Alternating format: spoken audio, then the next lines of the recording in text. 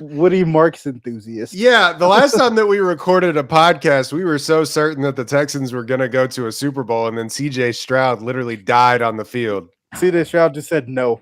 Actually, I don't want to. It's okay. I didn't want to lose to the Seahawks like that, which probably would have happened. But oh man, have you ever seen a man piss down his leg? Yikes! God, it was so bad. Embarrassed me in front of all the hosts. Like that shit was crazy. I couldn't really. Bo Nix broke his leg or whatever in the next round. It's like, bro, we would have walked to the goddamn Super Bowl. Right. y'all were the best team in the AFC, and for that not to end up in a Super Bowl appearance is just crushing. Thus is the life of a Houston Texans fan. Why would we ever win anything? We had to deal with Drake May propaganda for an extra month. Like that shit was fucking crazy. That's the other thing. I know this is sports talk or whatever. Super Bowl 1 week after the AFC Championship game. Stop with that shit. But guys, you need time for the fans to watch the Pro Bowl. Yeah, we all do that for sure. the Pro Bowl games. Shout out to Shadur Sanders. He might legitimately make them change the Pro Bowl single-handedly. He might. Him becoming a Pro Bowler, they're like, okay, we gotta stop this. we gotta make something change. It just gotta go. Speaking of that, we're off basketball. By the way, doesn't exist on this podcast. Big hockey fans in this podcast. Love hockey, America's pastime. They say. Mm-hmm.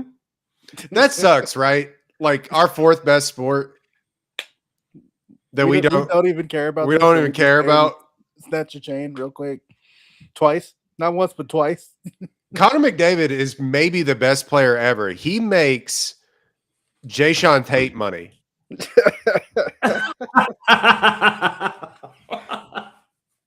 That's crazy. You live for moments like this where you can get to the gold medal game, go to overtime, have a chance to win your country a gold medal. And then you got styled on in the women's final. You got styled on in the men's final. God, that's tough. Wouldn't let this happen to me, though. Canada had 42 shots on goal and scored 1 Canadian goal. That is insane. I did not watch this game, but that is legitimately insane. The goaltender was standing on his head, if you will. Hockey term. That's what they say. Yeah. Let's do that hockey. It actually was super patriotic where I was like in church with my dad and I had to lean over and just they won. Like, it's like do a little fist pump during the prayer, I listened to Freebird in full for the first time in a decade today. It's awesome. Incredible song. We're also talking about something that is completely American. We run this, right? The Academy Awards. Academy Awards, which is getting increasingly nothing more American than a draft. Right? We are getting, which is increasingly getting more and more. How do I say this? Having foreign influence in our elections over here for the Academy Awards, which this is the one time that I welcome it because we do need to start making, because it's the most recognizable award show in the world. And the fact that it took until granted, films had always kind of snuck in and been nominated that were from other countries, but really it was like the turning point for a lot of things was Parasite. And so now more and more so the voting body has become more and more from other countries, foreign influences, if you will. It took them 90 plus years to give a foreign film Best Picture. That's crazy. Right. So this is still an American centric award show. And we're talking about awards. We're talking about the Olympics, the ones that everybody cares about, the Winter Olympics. But as we do now, and since we haven't done, by the way, welcome to the Wednesday podcast, episode 205. We've been off for a month. As we've always done, we're going to react to the Academy Awards in totally real time and not a month after they have come out. Yeah, this just happened, guys. The nominations totally came out, 2 days ago, right? We meant to, yeah, sure. the 98th Academy Awards. And then Tej is going to explain a draft that we're going to do here in a couple of minutes. That I think, I mean, we're directly cribbing from Bigger and Better podcasts, but it still should game goes. It still should be fun. We may talk a little bit about Crime 101. We may talk a little bit about Wuthering Heights. Who knows? It's already 11 o'clock at night. So let's just start. Overarching 98th Academy Awards. Looking at the awards or the movies from 2025. A good movie year. Some really high highs. Yes. Not a lot of middle. And not some super lows, but some really high highs. But the middle is kind of missing. But that's what the Academy Awards for. We honor the highs. 98th Academy Awards. What do we think about the nominations? Well, first Sinners of all, is the best movie of all time, apparently. That's what I was told. Oh, right. That's the most nominations ever by a movie. I also think that, and this is not always the case, especially in years where there are 10 films, not all 10 films are always good. Like, that is just not a thing that always happens. And this year, I truly believe that all 10 films are good. I finally saw The Secret Agent, which was my 10th film. And I can truly say that I legitimately enjoyed all 10 of these films. And that I just count as a blessing, because there are years, people who have been listening to this podcast knows, like, there are years where you get that. There's always that one or two movies. It's like, no, this actually is bad. Like, it's not that this is not going to win. Like, this is actually bad. Like, this is actually not good, and it should not be awarded. And so that sometimes that happens. If you look at Oscars history, that happens. Your Amelia Perez, your Vice. Exactly. Like, sometimes movies are just bad, and we shouldn't award them. But this year, I can honestly say all 10 of our Best Picture nominees are legitimately fun and interesting, and that is not something you always get. So that was my biggest takeaway, other than Sinners breaking the record for Academy Award nominations, which is actually insane when you think about it. Yeah, but Sinners is great. My biggest takeaway from the nominations, especially because, like, I don't know if y'all watched the live stream as they were announcing the nominations, but literally, like, every category it was possible for Sinners to be nominated in, they were nominated in, and it got a giant cheer every time that it came up. I was like, are we sure one battle after another is going to win Best Picture? Because I don't know, man. The people in that room fucking love Sinners. Like, they are fucking every single award. It did win at the BAFTAs today. One battle won at the BAFTAs today. Sinners. Like, and the crowd went fucking crazy every time. I'm like, they fucking love that movie. They nominated it for everything. Like, one battle, we can talk about this when the award show rolls around. One battle feels like in our tour getting his recognition, which is funny because it took them forever to recognize Scorsese and stuff in this way. But like, in our tour getting his recognition for a really big film, and Sinners feels like the zeitgeist a little bit. And they don't always award the zeitgeist. We've seen it a few times while doing this podcast. They awarded Everything Everywhere All at Once. Totally similar movies, by the way. But you know what I'm saying? Like, we'll talk about it later, but there's movies that maybe should have won if we go back in retrospect and look at it.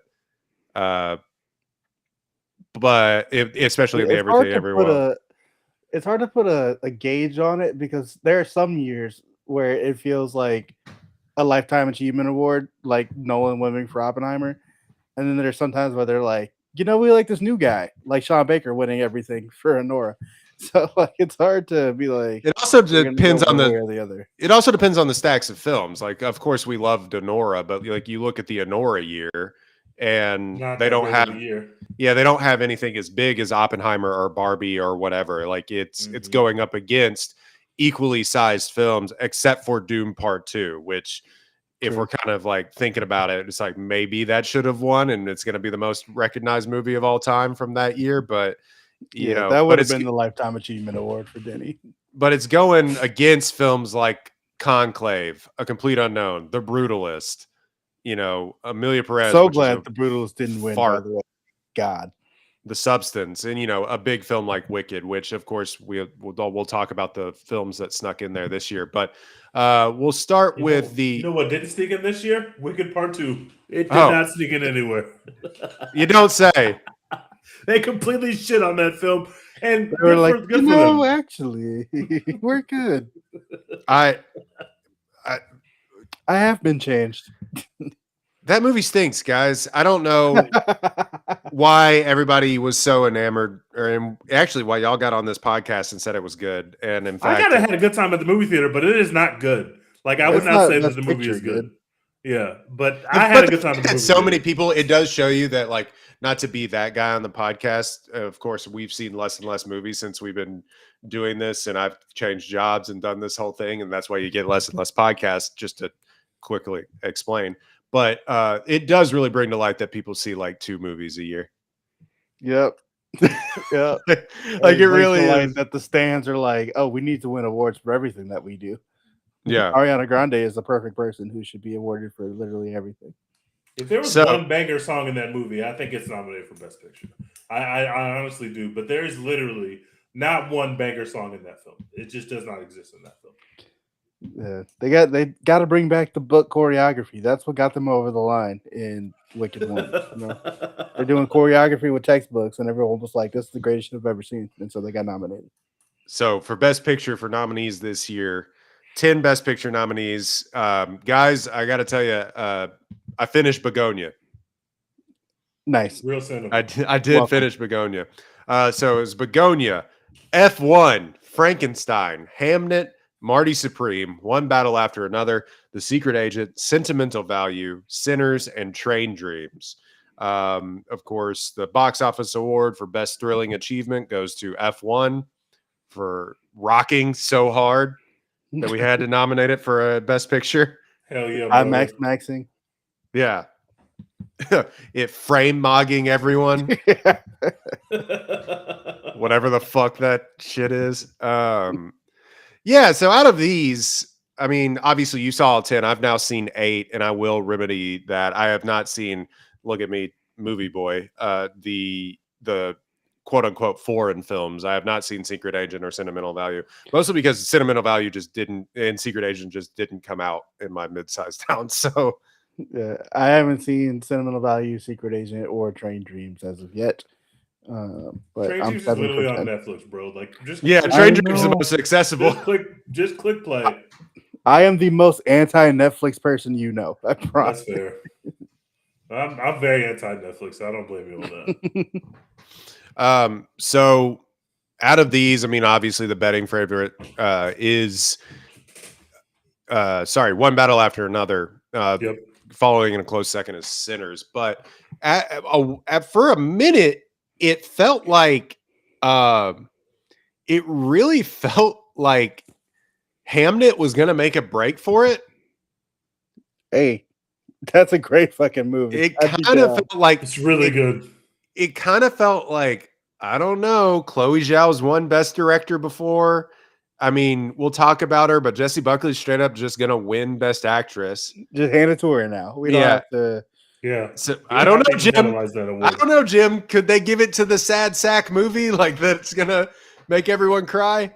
That would be the biggest downer movie they've given Best Picture since what? Like that I mean, Oppenheimer isn't cheery. Oppenheimer's not cheery, but it still got some hell yeah brother in it for a little bit. Yeah, that's true. Let's see. I'm going back. It's all sadness. Yeah. I'm just going back through it. Everything ever now. It's a two film race. Like that. Hamlet's not going to win Best Picture. Hamlet's not going to win Best Picture, but it is great. And if you haven't seen it, you should watch it. Unless you have children, then I don't know how you would survive watching that film. Jesus. We haven't talked about it. I boo-hooed in that movie. I cried. Openly weeped 3 times. I like legit was sobbing watching that movie, reacting to the same character death in that movie 3 times because they show it from like 3 different perspectives of characters, and like it got me all 3 times. There are some poopy pants nerds online that'll say that it's like Oscar bait schlock, cry porn, and to them I say, shut up. Yeah, shut the fuck up. Man, that second childbirth scene, because you get the first childbirth scene, I was like, whoa, that is the capital A acting that I came here to see. And then I realized that we were going to have a second childbirthing scene, and I was legitimately blown away. I was like, oh, God, we're doing this again. Like, that is props to you, Jessie Buckley. Hey, that's the best actress, period. I didn't see any better acting this year from a woman or from a man, by the way, than I saw Jessie Buckley give us in Hamnet. That is real goddamn cinema. It is great. Yeah, I've been a Jessie Buckley skeptic just because like she kind of weirds me out sometimes. But in Hamnet, bro, she won me over. I'm in. Jessie Hamnet is my queen. Like that's she's going places. She got a normal haircut, and Dex said, "All right." She got a normal haircut, and I was like, I can look at you and not be fucking scared. You're not terrifying to me. But yeah, best picture. It feels like a 2-movie race. It has since the beginning. Well, in the beginning, it felt like a 1-movie race.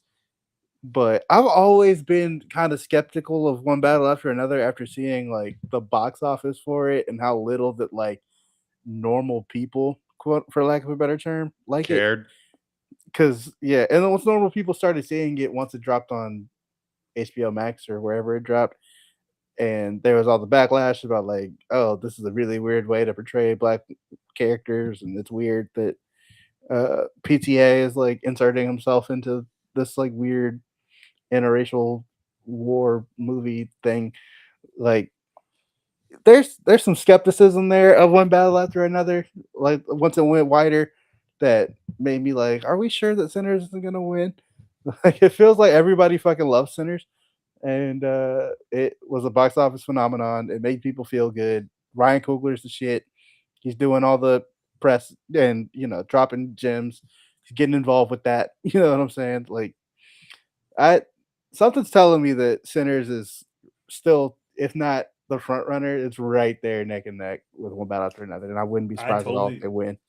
I totally agree, and I just have to say, I've slandered Chloe Zhao a lot on this podcast, a whole lot, and I think it's been warranted. And she beat the allegations. I just cannot believe. I really enjoyed Hamnet. The third act of Hamnet is some of the best shit I saw this year. I have had a lot of slander for Chloe Zhao, and I have to take it back. But it sounds like, at least from hearing from people that have seen the newest Emerald Fennell film, that I won't have to revoke my slander about her. So I'll take it. No, you can take this Chloe Zhao hate and then even transfer more into the stuff of Emerald Fennell. Not to pit two women against each other, but yeah, Chloe Zhao showed how you beat the allegations. Emerald Fennell shows how you don't beat the allegations, and so Emerald Fennell is due to stand trial.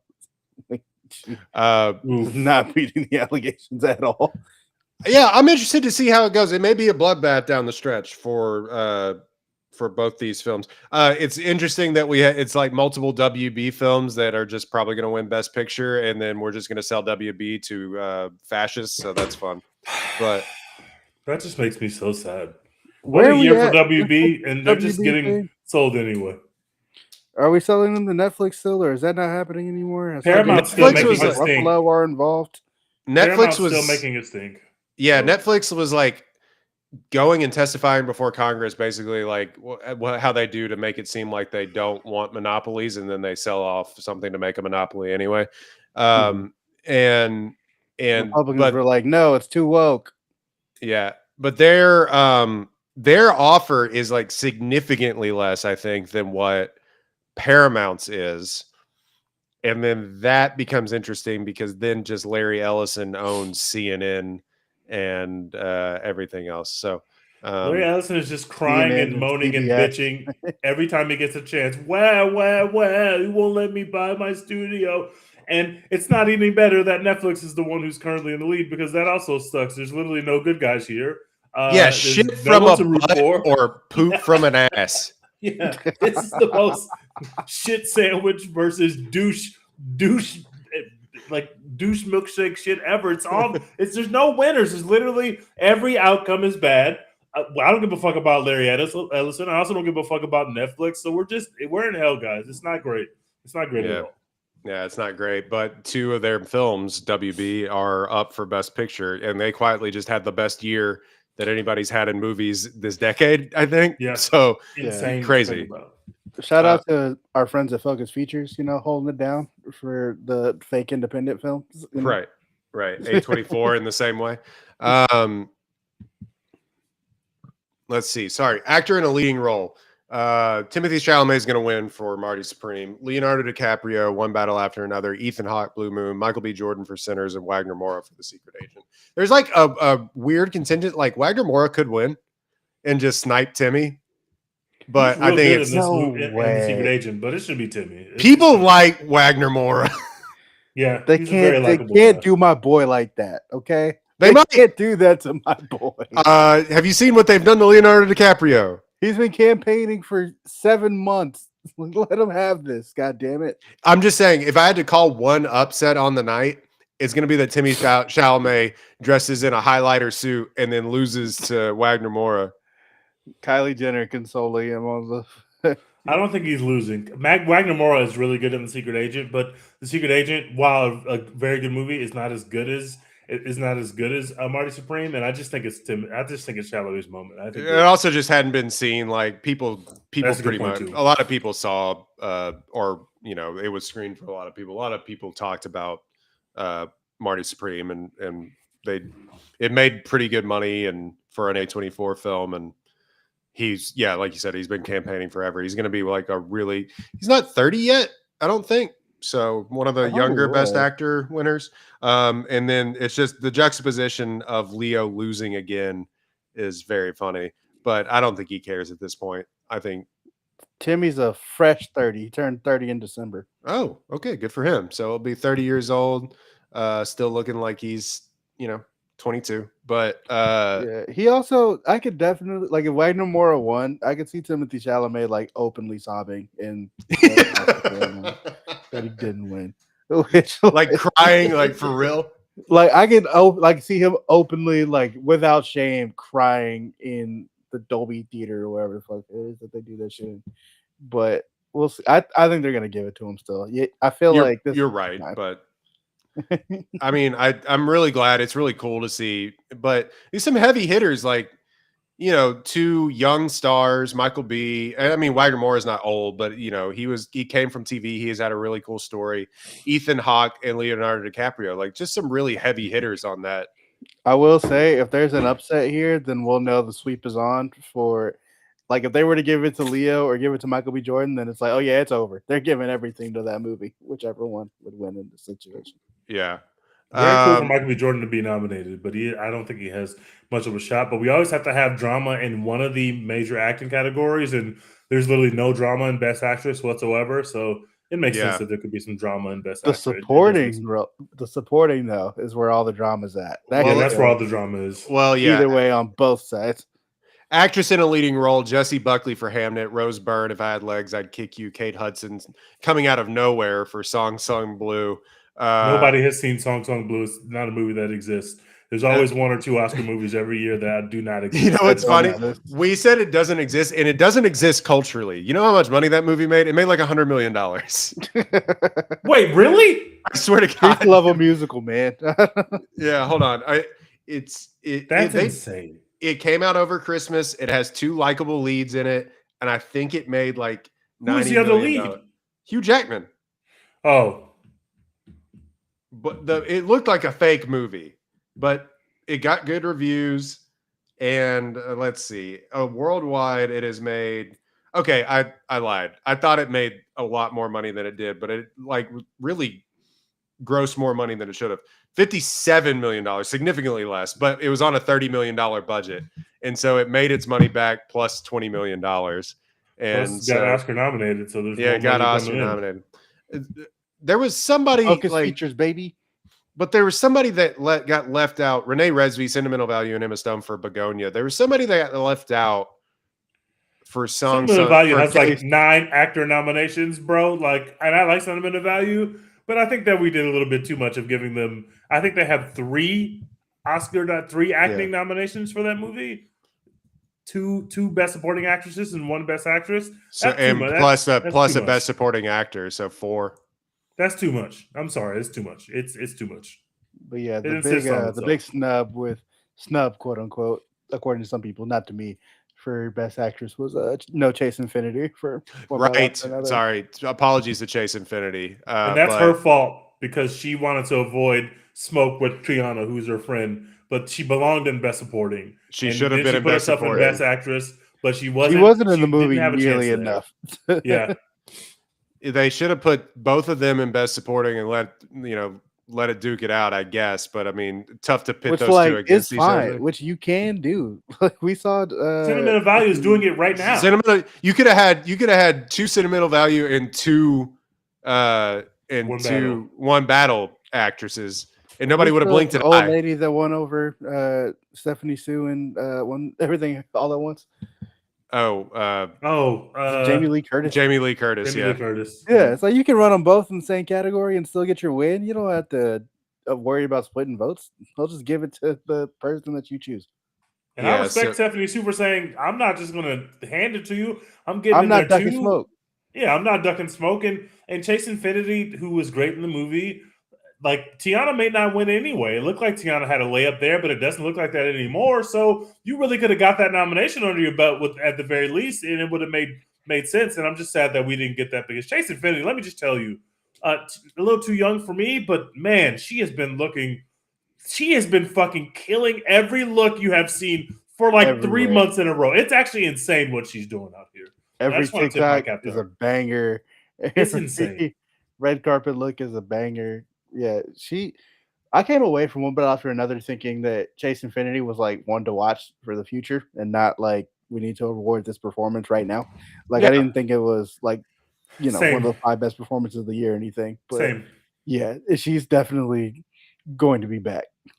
There was a photo of Michael B. Jordan with her and somebody else at the Wumi Masako. Yeah, at the Golden Globes, and somebody says it's like the greed you read about in the Bible. You want to talk about another woman who has been killing her looks for the last 3 months? Wumi Masako, you are a beautiful, special woman. Man. Oh my fucking god, bro! Woo, Lord Jesus. She also won at the BAFTAs today. So let's go. Actress in a supporting role. She didn't get nominated. Oh no, she did for Sinners. I'm sorry. She did. Yeah, which is incredible because she was awesome in that film. But like you mentioned, two sentimental value actresses. Elle Fanning, who quietly has been doing this for 20 damn years. Yeah, that was the thing that stood out to me when these Oscar nominations dropped. It's like, yeah, she's been around forever. Yeah, and it's just now. I'm gonna Oscar nomination. I'm gonna butcher this name, so sorry. Inga Ibsdottir Lilius. I think it's. I forgot already. Lilius. I did get the pronunciation at some point, but I just want to say I wasn't trying to show sentimental value. I really like it, and I think that everybody is great in their roles. Like I think all those people did a phenomenal job, especially Renata, who I thought was just phenomenal in that movie. But we just gave them 4 actor nominations. I do not think that any movie this year, outside of the big 2, should even be thinking about having 4 people nominated for acting awards. That's just insane to me. That's legitimately insane. Wumi Masako. Just pick 2 and let's keep going, guys. We didn't have to do 4. Wumi Masako feels like a bit of a throwback. Sinners, and Tiana Taylor for one battle after another. But the big one, just give it to her, you cowards. Amy Madigan for Weapons. We got a Weapons. Amy Madigan has been slowly. She is legitimately walking Tiana down. It looked like Tiana had a big lead. Tiana made some comments about Kanye, which wasn't quite the time, which we talked about last time we brought in. And Amy Madigan is walking her down. I think that's going to be a photo finish. I think that those are the 2 that's the race. But I think either one of them can win it, and I would be very happy with either one of them. I really liked Amy Madigan's performance, but it's not a role. It's not like the type of performance that's typically awarded at the Oscars. So I think that would be cool. And obviously, anytime a black woman's going to win, like that's always going to be a blessing. And I think Tiana's just amazing. Also, if any of the Oscar voters saw The Rip and saw her give, not her fault, by the way, one of the most awful performances you will ever see, that probably didn't help. That it's not her fault. She didn't. Those women had nothing. 2 very good actresses had nothing to do in that movie. They gave them legitimately nothing to do. It's actually insane how little they had to do in that film. It's insane. Go count money is what they tell. It's crazy. Actor in a supporting role: Benicio del Toro for a Few Small Beers. Jacob Elordi for Tall Hot Frankenstein. Sean Penn for One Battle After Another. Stellan Skarsgård for sentimental value, and Delroy Lindo sneaks in there for Sinners. Swag That him was out. a little bit of a shock when that Yeah. dropped. I His love that for character- Delroy. I I love that. Yeah. It's a nomination that he should have gotten for Defy Bloods, if we're just Yes. being real, and that's what I think is kind of like shit, we forgot, and so they gave it to him for this, which I love Delroy. I'm not certain he's the best supporting actor in that movie, and so there are two other men in it. You think it should have been Miles? What's his face? The young singer guy. Yeah, he or Jack O'Connell, to be completely honest with you, Or just Michael B. Jordan again. Yeah, just twice. That would have been amazing. Yeah, I think you could have given it to Miles Canton or Jack O'Connell from that movie, but Delroy Lindo has, he's been around for 45 years, so whatever. And I think Delroy is great in the film, but I also think he is. Miles is great, and Miles is awesome. But Miles maybe he's on screen too much to be best supporting, whereas Delroy Lindo is like easily a supporting actor in that movie. But I thought that Canton was really, really good. But he's like, and it's like an unknown. But it feels like in the last couple of years we've been nominating those kind of people that kind of pop on the scene and do something amazing in a film that we really like. So I thought that Kent had an outside chance of being nominated, but he didn't get nominated. Yeah, but like, was this like his first movie ever? Like, I think he didn't have like he didn't have like a Wikipedia page like before he was in this movie. Yeah, like, he was brand spanking new. Another big one that people talked about, Paul Mescal, who has already been nominated 2 or 3 times for Oscars, was not nominated for Hamnet. He's also great in that movie. People really were like shitting on his performance a little bit after he didn't get nominated. And to that I say, I don't know if we watched the same movie. Like, I think he's really fucking good in that movie. I thought he was great. Now people have decried that he plays the same sad boy characters and needs to branch out from that. And he does. He does. To that I say, like, I don't really care. Like, Yeah, I don't give a damn. Yeah. When you make a movie as good as Hamnet, I don't care if you made played similar roles before. Facts. Yeah. Is he supposed to walk on set and say, "Sorry, I was in Gladiator 2. I was kind of a sad boy. I can't be a sad boy again"? Like, what is he supposed to do? I was too sad in All of Us Strangers, so that I can't do Hamnet. I can't be across from like one of the best lead acting performances I've seen in 5 years. Yeah, it's dude. She was Clay in the third quarter. Like, what do you want me to do? Yeah. Like, and I think unfortunately that did hurt him, which is not his fault. That she was just so mind-blowingly amazing, and she also had more to do. But I don't think that should be held against him. But unfortunately, I think that it probably was. Stellan Skarsgård's going to win for sentimental value. He's won everything. He's fine in the movie. He's good. Like, but I don't know if I don't understand this category at all. I think that I would probably give it to Delroy, but I'm very biased in that regard. Oh, I'd give it to Benicio, dude. I was gonna say it feels like, I would give it to Benicio, I think, but he's the most fun. I think he's the most fun. Few small beers. Yeah, few small beers. Give it to he's the meme. Very fun and very great in the movie. Like super. They're gonna give it to Sean Penn, unfortunately, but you think? Yeah. Is he gonna smoke a cigarette on stage? Maybe he might. You like black girls? He's gonna bring El Chapo with him. Like, well, how's that gonna go? This could be a weird Oscars moment. He's gonna do the acceptance speech from his prison cell, so that'll be fun. Let's see, animated feature film. Arco, Elio, K-pop Demon Hunters, Little Amelie, or the character of Rain in Zootopia 2. Zootopia 2 did win at the BAFTAs today, by the way. Really? Oh, well, it made $1 billion. What if we did the fun thing and gave it to K-pop Demon Hunters? I think they will. I think that they will. I feel like that'd be fun and cool. That thing has a hold on the children of America in a way that we haven't seen. Buddy. I was at it was called Animeverse. It was like a Comic-Con type situation. And one of the voice actors for K-pop Demon Hunter was there, like signing autographs and shit. Had the longest line every goddamn day. Like, it was insane. Jesus. The kids were going crazy. The merch that people were having her sign was fucking crazy. Like everyone was obsessed.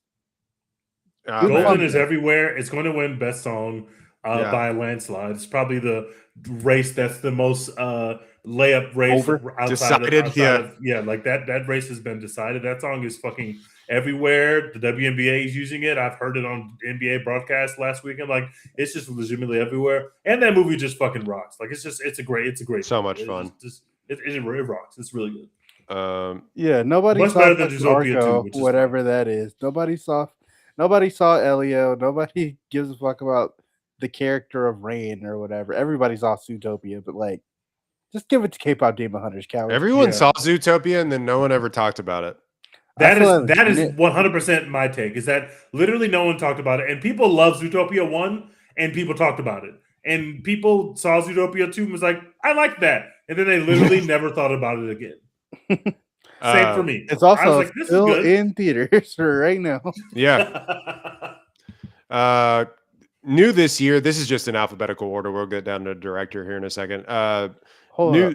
$1.8 billion. For Yeah, Zootopia which is 2. actually Bro, kind of a that's bad. insane. It's actually kind of a bad thing, but you know, it is Why? what it is. Because they're gonna make Zootopia 75 now. It sequel slop, and sequel I slop probably gets won't be even watching Zootopia 3. sequel slop gets even worse with animated films, unless it's like Toy Story. Like most of the time, it's worse. People are shitting on the Toy Story 5 trailer. But I remember a time where people were also shitting on the Toy Story 4 trailer, and then they walked into Toy Story 4, and it was fucking great. Like, can y'all please just stop doing the internet thing that y'all are doing around Toy Story? I'm so tired of it, bro. When they make a I will bad never movie, doubt then the we can mouse do it, bro. overlords on Toy Story. I will never doubt them. When you walk into a Toy Story movie and say, this is mid, then I will understand the discourse. But I legitimately don't think that they've done that. Like, those movies are just great. We all know that the ending of Toy Story 3 was the perfect way to end the franchise. I will not disagree with that. However, Toy Story 4 fucking bangs. I'm sorry, guys. I'm sorry that you don't like Forky. He's fucking hilarious. I'm sorry. Toy Story 4 was kind of a banger. My biggest complaint with Toy Story 4 is that it shouldn't exist, but that's the whole other thing. But it does and it rules. It really does. Lightyear shouldn't exist, but that's okay. Yeah, that's a good point. Well, that's because of your thoughts about gay couples. Yes, they had to push the woke agenda. Whoa. I mean, do you want to tell the viewers right now what your thoughts are? I love the gays. Shout out. New this year, the casting Oscar, which is like not best cast in a movie, but the award going to the best casting director. Which feels like a weird distinction. How they What is identify the that? between those two things? I'm not sure. But the nominees are go ahead. If they're like anybody could have cast that guy in that movie, then like it doesn't count. It just kind of seems to be like the best movies. It's not like they, it's not like they added like John Wick in there or the ballerina in there. You know what I mean? So it's from Hamnet for Nina Gold, Jennifer Venditti for Marty Supreme, Cassandra Kuluk Kundis for One Battle After Another, Gabriel Dominguez for The Secret Agent, and Francis Maisler for Sinners. So anyway, just a new award has been added, and that means that it's going to open the door to you know what that is. Stunts next. That's another reason to give Sinners another Oscar. Period. The Sinners is going to win this, and that's going to be the big crowning moment. I could see giving that to Marty Supreme if because they had people who aren't actors in that movie just doing cool, that's true. Shit. Yeah, they had Tyler the Creator and fucking Mr. Wonderful in there, like just fucking. Also, dude, straight out of jail. Yeah, if people didn't hate the villain of that movie, like the real guy who plays that person, I think that I would believe that this is likely to happen more. But people really hate that guy, and I haven't dug into the internet enough to know exactly why he sucks. But I just know that everybody seems to hate him, and that probably doesn't bear well in them winning an award like this. That's true. And all the Sinners Oscars I can take, I will take. Cinematography, the nominees are Frankenstein, Marty Supreme, One Battle After Another, Sinners, Train Dreams. Train Dreams, I mean, this probably will go to One Battle After Another. If I had to imagine, but Train Dreams I is think like this is Frankenstein. you think. You think Yeah, it's I gonna be was also Frankenstein? thinking Frankenstein Yeah, because that movie is the definition of beautiful gowns. Like it that really is shit beautiful. just Yeah, I'm just okay on that movie. I think I gave it a Me higher too. grade Me on too. Letterboxd than I think it deserves. But I have Frankenstein as my 10th rated Best Picture nominee, and I like one Frankenstein. I'm battle not trying to after shit on another. it, The but only it's times 10th. where I was like, "This looks amazing" for one battle after another, it was like the hill scene, and then honestly, that's pretty much it. That's when it them made running my across the rooftops, all that stuff is really No, good. putting that swivel cam on that car door when Chase Infinity closes that car door was the shot of the year, true. guys. That shit is fucking cinema. And they were doing that shit in Crime 101. And me and Monique kept on banging our elbows against each other when it happened because that is Yeah. the coolest idea. And now it's out there in the world. By the way, there's also shots in Crime 101. I know we're going to talk about it later where they're going upside down like Midsommar. And I'm just like, Mhm. yes. Just At ate that from the exact good same shit, shot, I guys. was That like, shit is cinema, bro. I'm sorry. It's good. I like that shit. I'm sorry, guys. I like that Uh, shit. so Train Dreams looks like a photograph and it's filmed on digital. Looks like a film photograph and it's filmed on digital. And I think And it's that's the supposed to. shit that the Oscars like. That's the I shit think that it's the they most like. beautiful movie of the year. I really I like still it. haven't seen it, but yeah, all the It is stills I've seen beautiful. from it look incredible. And most of it's outdoors, so like you really Yeah. get some scenics, but not in a boring Chloe Zhao. Oh, damn, I can't say that anymore. Sorry, Chloe Zhao. I take that back. I love you. So we'll go quickly here, but the one that we got to talk about a little bit, directing, Chloe Zhao for Hamlet, Josh Safdie, which is weird to say, for Marty Supreme, Paul Thomas Anderson for One Battle After Another, Joaquin Trier for Sentimental Value, and Ryan Coogler, hell yeah, Sinners. It's so This is a crazy to layup see. for PTA. This is It PTA's is win. It's just a unfortunately. breakaway dunk, man. He won the Yeah. BAFTA again tonight. Yeah. I think he's won the DGA. Like he's. Lifetime Achievement Award. Oh, You know what? Fine. Like, unfortunately, like, I kind of think that Ryan Coogler is going to be around for like another 30 years, but like, unfortunately, he may never get back here. The Oscars are funny like that, but like, I, yeah, I don't know. I think that if anybody deserves almost a lifetime achievement, it is Paul Thomas Anderson. And like Dex, you kind of balk at some of his movies, but I'll ask the real PTA head over here.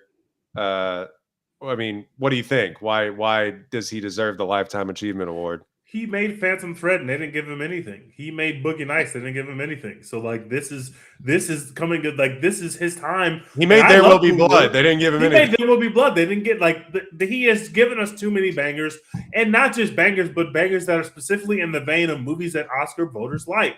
The Oscar voters like stuff like maybe not so much Boogie Nights, which is kind of crass, even though all PTA movies are kind of crass, including One Battle After Another, by the way. But like There Will Be Blood is an Oscar movie. If you've ever seen a fucking Oscar movie, There Will Be Blood is an Oscars movie. Like Phantom Thread, the Oscars absolutely love Phantom Thread. Like that movie is phenomenal. It's just people in room with the nicest possible drip on, talking about life and contemplating their own mental states. It's a great film. They love Daniel Day-Lewis. I mean, who doesn't? He's one of our greats. And just randomly popped into a movie this year, by the way. Nobody ever talked about that movie again. It's just weird how that happens. He unretired, and everybody was like, "Nah." Like Your imagine son don't got Michael it. Jordan unretired, and they were just like, "Oh, have you caught a Wizards game?" It's like, no, not really. Haven't seen the Wizards actually. Like literally, haven't watched the Wizards. Haven't even turned them on. They're never on ESPN. I just don't know anything about what Michael Jordan is doing with the Wizards. That's It'd what be happened. like if LeBron retired from the NBA and then fucking his son Bryce was in like the fucking G League or whatever. And he was like, "Okay, I'm gonna go play in the G League," and everyone was like, "All right, we need that actually." Yeah, we're good. We're good. We're not watching that, LeBron. We're literally not watching that. Or if he was like, "I still have college eligibility left, so I'm going to play for the fucking Ohio State Buckeyes. Wait, what? Yeah. So, yeah, I think Paul Thomas Anderson. I mean, yeah, he's gonna run away with it. Yeah, Why- I'm not actually mad at that. I'm just, I kind of Shouldn't hate it when the feel Oscars weird? are foregone conclusions, but sometimes that happens. Shouldn't it feel weird that Sinners has a better chance of winning Best Picture than Ryan Coogler has a chance of winning Best Director? But that feels happens, weird. though. That happens. And I guess it does happen, and that's definitely the state of play because it is a layup for PTA to win Best Director, but we don't know. I think One Battle is in a real fight for Best Picture, but Best Director is it's over for that. Coogler's not winning that, at least not this year. Yeah, he never was winning that. It's become in recent years that the writing and acting awards have somehow become a better indicator than if the Best Director award is. I mean, it that all went out the window with Oppenheimer, obviously, but like we've seen it over the past few years. Like everybody thought that Power of the Dog, that shit ass movie, was going to win Best Picture, and Jane Campion won Best Director, and then Coda snuck it in there and won that. I mean, because everyone was like, actually, I didn't like that movie that much. I had a bad time, and they were like, "Coda movie's so good," and so we're gonna give it to Coda. Yeah, like Alfonso Cuarón won for Roma. They gave it to Green Book. Like like these aren't another bad vibe, another bad hang to good hang kind of thing situation. Now, both these movies that we're talking about are good. So, like, I don't know, like that does make a difference. It does make a difference, but you know what I'm saying. Yeah, Roma is also good. To be clear, it's just a bad. Yes, really good. Yeah, Green Book is shit from a butt, but it did make voters feel good when they watched it. Like when they watched Green Book, they were like, "Wow, this is fun." And it is. If you could like literally ignore all societal context, it is a fun movie. Like it's a good hang. But if you think about it for like more than 10 seconds in the real world that we live in, you realize it's gross and not that good. But I can understand why we ended racism, and that's good and fun. But so it happens more so. I should clarify. It happens more so like the Daniels won for Everything Everywhere All at Once. Nolan won for Oppenheimer. And like and then Bong Joon-ho won for Parasite, like, and Chloe Zhao won for Nomadland. Nomadland won. It happens more than it doesn't, but I will say it's not uncommon recently that the Best Director just straight up does not win Best Picture. And did we give Baker too much? Did we give? And Nora is great. Did we give him too much? Like looking back, yeah, we did a little. Is that going to look weird in 10 years? Yeah, especially when like we look at Dune 2 and like Denis Villeneuve is like Oscarless, and you're kind of like, Now he just has to make a Bond movie that's nominated for Best Picture. Like now he if he does that, then he's the GOAT. Actually, because if he does that, then he literally is the GOAT. Let's see. So we'll go quick here. Film editing, we'll talk about these when they come through. Music, original song, Golden's gonna run away with it. But I Lied to You. Ludwig Göransson nominated again. He's also nominated for Best Score. Train Dreams, Sweet Dreams of Joy. Dear Me, Diane Warren. Hell yeah. Biggest Oscar loser. The longest running bit, the Oscars. This is nominating Diane Warren. They're just doing this on purpose at this point because they know it's a bit and they know everybody loves this bit and it's never going to end. It's literally never going to end. She get to like expense like the Oscars trip or whatever every year. And hell, I would. Always like charge it to the studio. That's the least she deserves. She's like, I'm going to have a fun ass weekend every year. Writing, adapted screenplay, Begonia, Frankenstein, Hamnet, One Battle After Another, Train Dreams. Hamnet. We didn't mention what's his face from Paul, Hamnet maybe getting snubbed for not getting a Best Actor nod, and I think one it's of the fair children. Conversation. One of the children, one of the Jupe kids. No, what's his face? Evil Ben Affleck. What's his face? Sorry, I didn't mean Hamnet. I meant Begonia. Sorry. Oh, Begonia. Oh, okay. I was like, Evil Ben Affleck getting him. But by the way, can we go back to the Jupe kid? That Jupe kid is so fucking amazing in Hamnet. It is insane what that kid does. Yeah, that kid made me cry, bro. All the children, they're really good. Yeah, and then they bring in his brother to like play him. Yeah, dude. I was like, that's inspired casting right there. Yeah. No, Jesse Plemons, may or may not have been snubbed for Begonia, but thus is his lot in life. I mean, he has been nominated before for Power of the Dog, but like he's been in several awesome roles that people are just like, yeah. Did he get nominated for Judas and the Black Messiah? No. No. It would be nice to actually Could've been. nominate him for a Race movie of the that's Year. good, as opposed to Hair of the Dog. Like, it would be nice. Either Paul Thomas Anderson or maybe Hamnet, but it may just go to Paul Thomas Anderson. He may just clean up for adapted screenplay. Original screenplay, Blue Moon. It Was Just an Accident. Marty Supreme, Sentimental Values, Sinners. You know what's happening here. Marty Supreme. No. Or they give it to Coogler and then he doesn't win anything else? No, not that. But they're going to give it to Coogler, but then he's going to win other stuff too. They're about to win at least. They're going to win a good number of Academy Awards. I gotta say, yeah, if Sinners is the most nominated movie of all time, it ends up winning nothing, I'll riot, bro. Y'all gonna have to team me, bro. It's like, we're not winning nothing. We can't get costume design or makeup or something. Feels like it's gonna win below the line awards, visual effects. It better leave here with something. F1. I'm not about to do me like y'all did with Tar. All right, I'll flip all this shit over. Yeah, we'll talk about all these a little bit later, but they did Challengers wrong. They did Tar wrong, bro. Those are just two movies that were not appreciated by the Academy enough. I'm sorry. Well, let's talk about it. Those were the 98th Academy Award nominations. We'll talk about. Let's quickly do 10 minutes on Crime 101 and then 10 minutes on Emerald Fennell's masterpiece. And then okay. Do you want to do this first in the draft?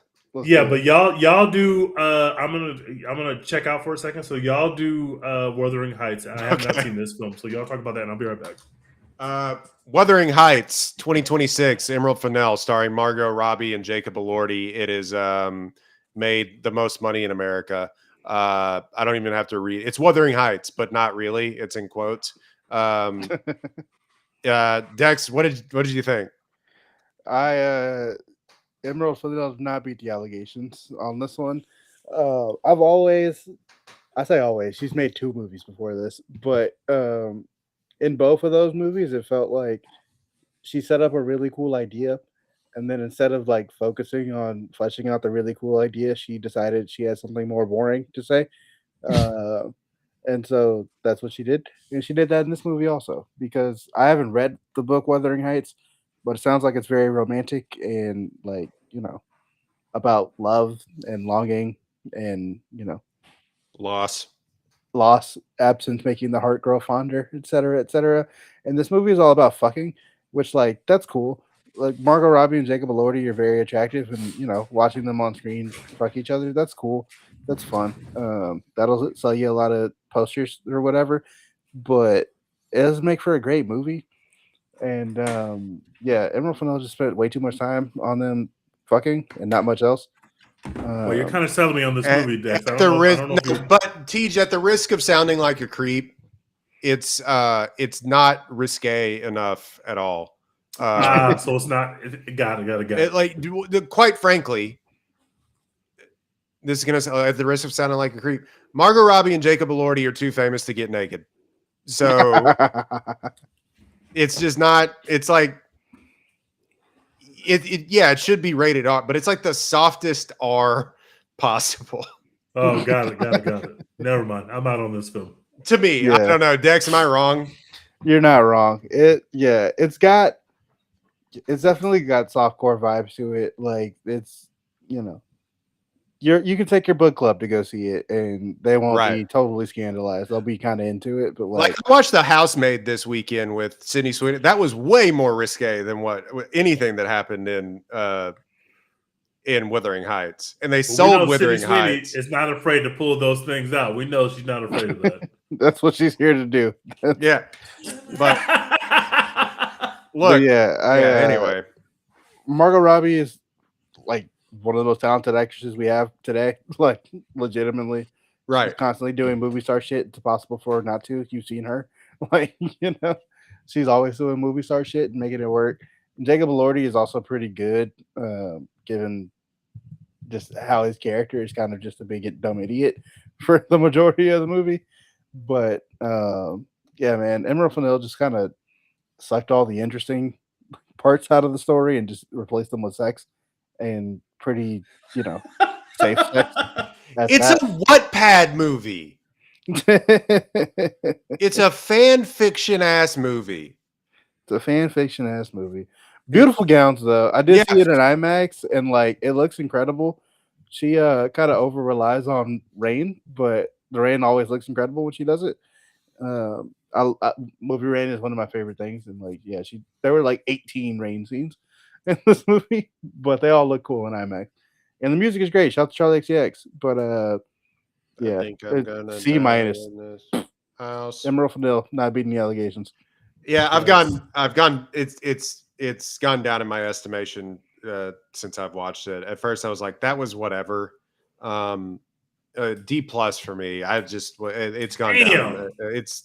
I do not find any sort of like other than it looks great. There's a shot in there though too, Dex, and they put it in the trailer, maybe even on the poster, when he's riding off into the sunset or whatever. And I was like, wow, shit, like that looks really good. And in my mind, it's funny because she's won an Oscar for writing. It kind of is can't like write. It's kind of like Emerald Fennell, the writer, is getting in the way of Emerald Fennell, the director. Yes. Like have other writers, I guess, maybe, or a different. Let somebody else write your shit. It's like she's in that. They gave her an J. Oscar Cole for writing, range so where how it's could she like, do hey, that? J. Cole, we need you to rap on someone else's beats. Like we don't need you to making your own beats. Or like when Doc Rivers was like, I'm gonna be the GM of the Celtics too. It's like, no, I don't think so. But yeah, man. Yeah, hot people doing hot shit. Like I get it. It's not really that like people, like, yeah. They sold it to women to go like, look, it's not for me. I get it, but also it's just not that good. So I don't know. Like, yeah, I do respect making movies for women to go to the movies together and do their thing. Hell, it's gonna be the only thing in theaters in like 2 years with all the book talk stuff they keep making into movies. I don't, So yeah, good for the ladies who enjoyed it. I know several ladies who told me they loved that movie, but not for your boy. I'm good, but I'm glad the ladies. If I can be more critical of it in like an actual way, it doesn't say anything. I mean, it completely. As someone who hasn't read the book but read the Wikipedia, like everybody's rolling their eyes. But from what I know, it's a complete bastardization of the source material, and in fact, it just basically like cuts off halfway through the source material. Like there's a whole other part to the book that they don't even get into. I'm gonna have to read it. Point. So it doesn't say anything. It doesn't really say anything about loss. Also, and this is, I think, the way it is in the book too, but like in Margot Robbie, to this respect, does a really good job of playing this character in that way. Both her and Jacob Elordi, Heathcliff, and I forget what her name is in the movie. Catherine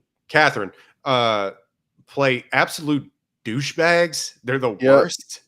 Like they're just the worst. And so you find it really hard to root for anyone. And then spoiler alert for anybody who hasn't seen this movie. No, and then you she don't have dies. to worry about spoiling this for me. I don't need to. And I guess it's just in the book, so it's like spoiling like 100-year-old source material. But spoiling 1847 Wuthering Heights. Yeah, but like she just is the worst, and he's the worst, and they're the worst together, and she dies. Life's a bitch, and then you die. Sick, I don't know. Too long. Beautiful gowns. Hot people on screen, good actors. Margot Robbie, please free yourself from Emerald Fennell. It's not happening for her. She doesn't have it. Go do some other cool shit with other directors, please. Yeah, please and thanks. Your talent. She's so good. That's the thing. Is she's such a good actress. She's actually incredible. She's one of those like she's never had the allegation of like I've said this a lot about other people. Are they actually good or are they just hot?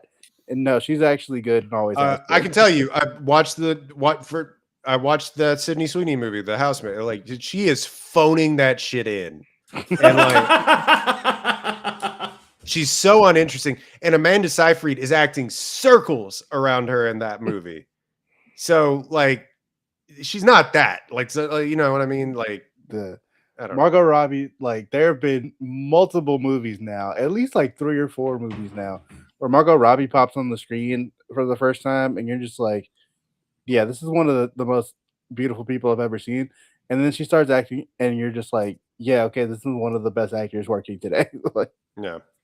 Did y'all see what she said about Babylon in the press since last time we that it's potted? fucking incredible, and That it's we'll all fucking be proven amazing, and she right. doesn't understand why people hated on it.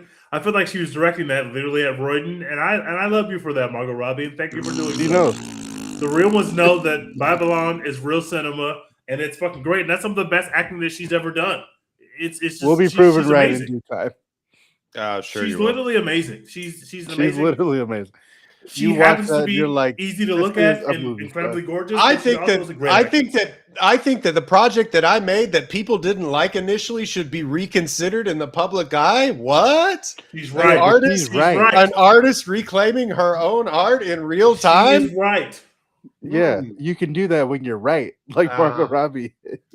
Right. Sure. Okay. A movie that was good when it came out, Crime 101. Hey, listen, guys. Crime 101 is fucking great. First of all, I don't know whether they're going to give, best casting Oscars. They're ever going to nominate a movie that's like not nominated for Best Picture. This movie's probably not going to be nominated for Best Picture. In this movie, there are people that are going to walk away and be like, yeah, I love Heat too. So like Heat exists already. Why do I have to watch Crime 101? I mean, it's like in a long line of dumb Heat. You know what I mean? Yes. But it's Heat, but it's stylish Heat, and it is fucking fun. The cast is amazing. Everybody feels like they're in the right role and in the right place in the movie. And there's like no wasted scenes. There's no scenes that they just put in there just to show you some like backstory of a character. Like every scene is directly plays into the actual plot of the movie. There's no wasted time. There's no scene that you'd say, yeah, you could cut off 10 minutes of this movie. It's lean. It's really stylish. The action sequences are great. Hemsworth is a credible action star, as we already knew. Casting the Hulk as just like the down on his luck detective just works. I watched Task. He plays the same exact character. Same dude. He didn't even get out of. He didn't even get out of costume. Like same exact character. Fucking what is it? Deep Water or whatever the fuck that is. No, the other one. But yeah, he's perfect in those kind of roles. He's just amazing. Barry Keoghan looks slimy and gross and like not very smart, and that's how he always appears. And he just Halle Berry's the most shifty face in Hollywood strikes again. Halle Berry's like the most gorgeous woman you've ever seen. She's not aging, and she's is always gorgeous. And it is a really well cast movie. It's got a lot of. It's not trying to give you substance or deeper meaning. It's like if you like Heat and you like Los Angeles and you like action sequences and good looking people, this is the movie for you. And it's actually incredibly fun. I have literally no notes. I have no changes that I would make to this movie. I had an incredible time. And this is the time of year where it's always the most fun to be surprised at the box office. I've seen Send Help. I also enjoyed that. But that was fun.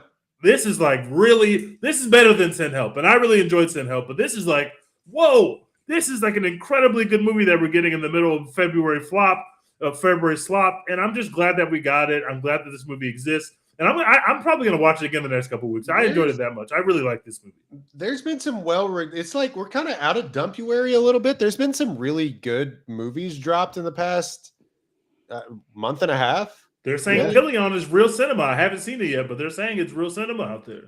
I should note that Crime 101 is written and directed by Bart Layton, who we were saying before the podcast did a film that was not widely seen, but it was for the ill-begotten Movie Pass. Who was just like not even laundering money. Dex said they're just wasting people's money, wasting their own money. But he directed American Animals, and that movie, it was 8 years between when he made that movie and when he made this movie. Stars Chris Hemsworth, Mark Ruffalo, Barry Keoghan, Halle Berry, and just the cat Jennifer Jason Leigh in just like one scene, and Nick Nolte in like 2.5 scenes. And love seeing Nick Nolte pop up and stuff. Just love it. Just give me more of that. They filmed it for like night in Los Angeles, which is like impossible to do. because movies just aren't made in Los Angeles anymore. And it actually is. Yeah. So you know what movie costs anyway. the same amount to make, which I couldn't stop thinking about when I was watching this movie? The Rip cost $95 million. Jesus The Christ. Rip is a Oh my piece of God. shit. And Crime 101 Netflix is is so money fucking laundering. good. Netflix, you are a disgusting company. I hate you so much. We should I say hate Netflix.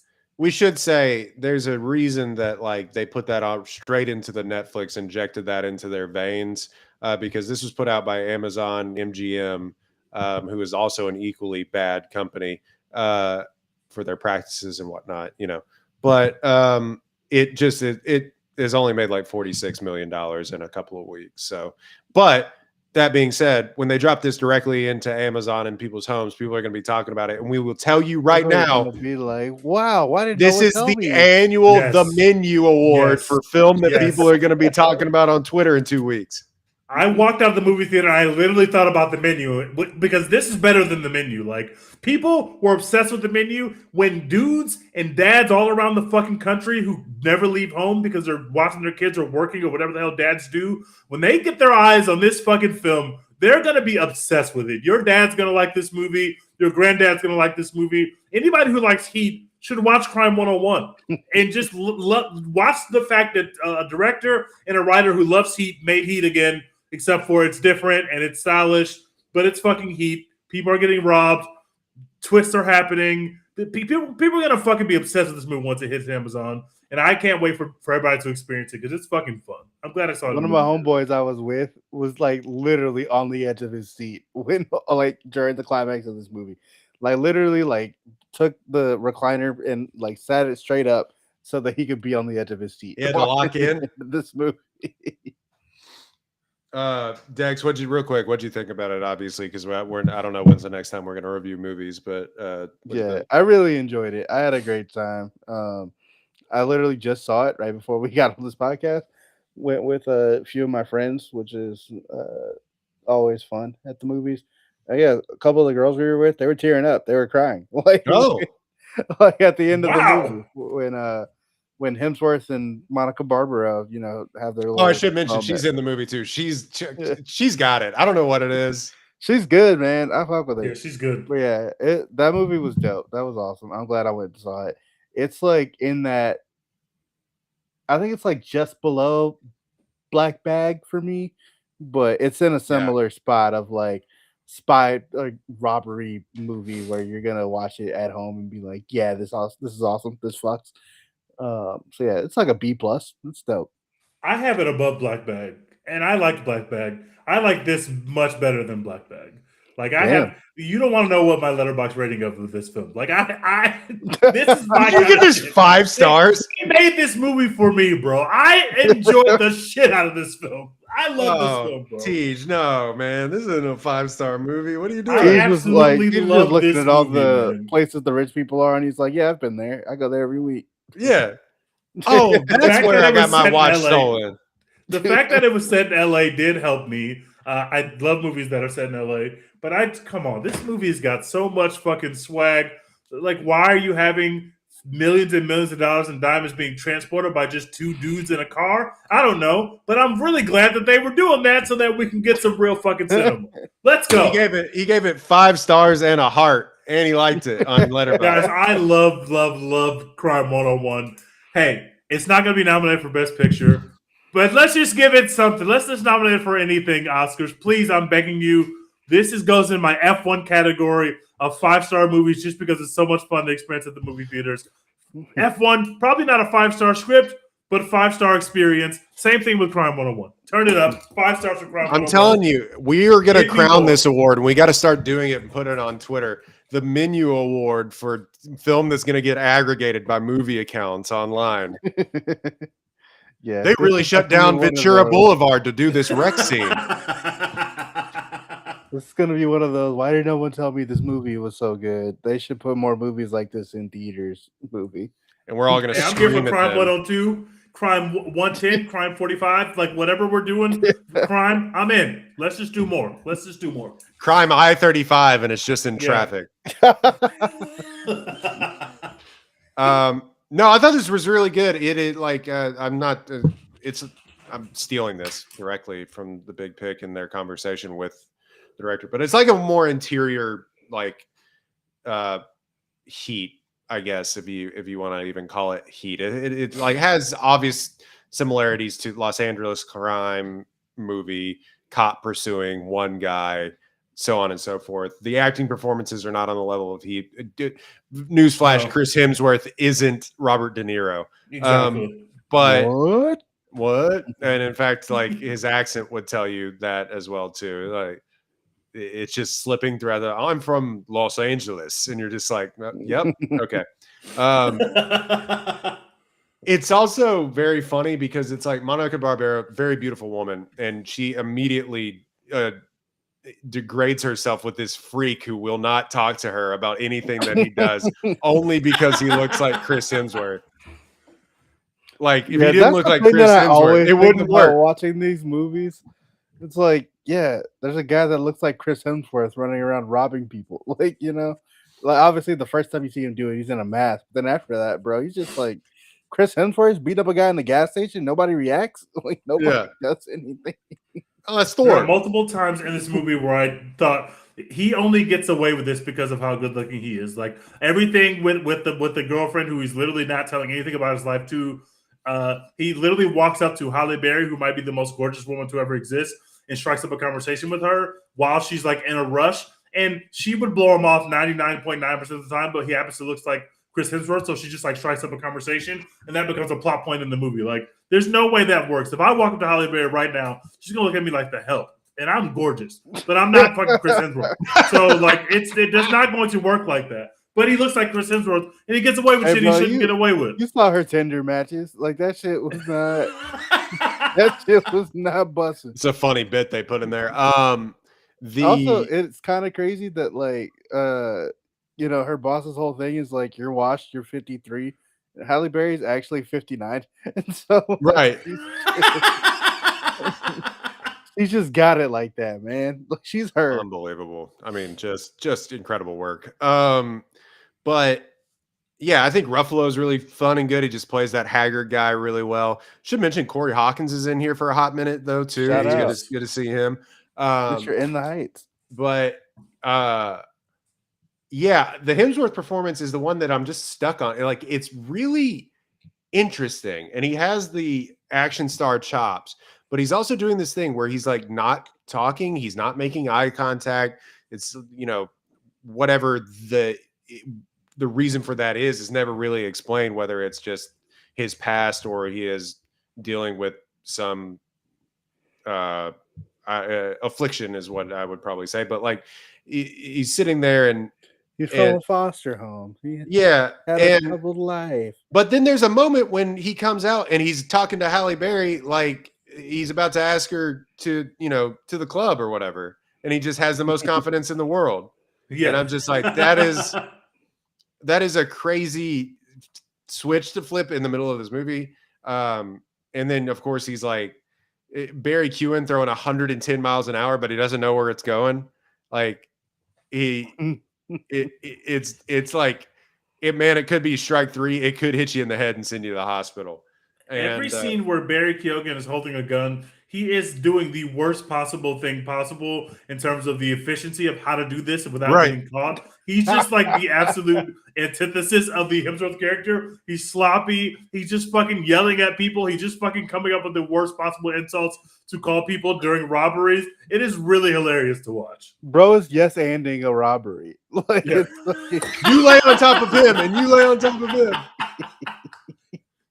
Put this in the bag too. It's like, bro, you got what you came for. Shit, like, no, other stuff over there. Give me this too. Yeah, I found it. Yeah, I found it just to be my one thing where I balk at it is maybe the Hemsworth performance, who I like and is an incredible action star, and I've sung the praises of Extraction on here for years, but he needs more.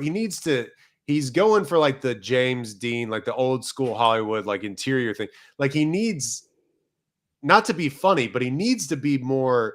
He is at his best when he is just magnetic. Like that scene with Halle Berry where they're talking about the car. I was like, yeah, that's when he's at his best, because he is naturally charismatic and handsome and charming. The interiorness, we don't come for the Al Pacino, Robert De Niro interior character with Chris Hemsworth. We just don't. And I balked at the ending a little bit. It was on the edge of my seat, but felt like I needed one more big, and this is dumb movie boy brain. I almost needed one more big set piece that I didn't get. And that to me felt like it edged me a little bit. And I was just like, and then he just kind of walks away and like, you know, it has to face his trauma in another way. Enough of that. Shoot people with guns like Michael Mann. Be a man. You know, I don't know. I'm being facetious a little bit, but it